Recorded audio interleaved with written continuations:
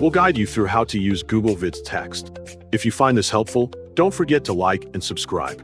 First, open a browser, for example Google Chrome, by double-clicking the Google Chrome icon on your desktop so the application opens properly.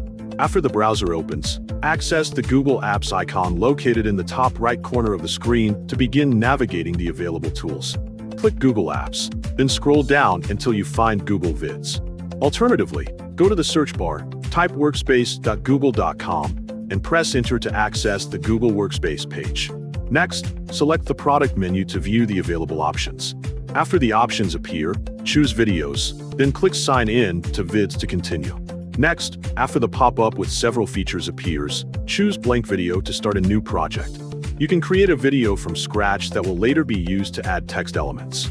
As an example, click the Vids Home icon to access existing projects. Then select a video that has already been created.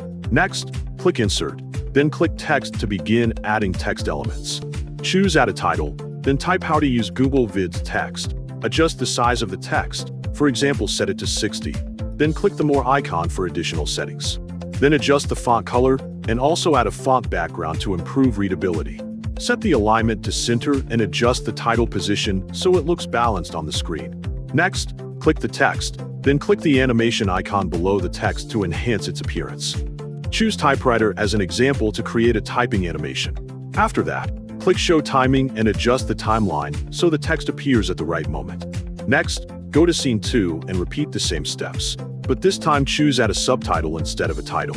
Write the text according to the voiceover and adjust the style so it matches the overall design. Then adjust it in the timeline to ensure proper synchronization. Next, click Call to Action and try adding one of the available text design templates. Adjust the text starting from the timeline, then refine the text content, adjust the text size and design, and also add the desired animations until everything looks complete and visually consistent. Make sure each element is aligned properly so the final video looks clean and neat. Click the Preview button to see the result, and using Google Vids Text is successfully done.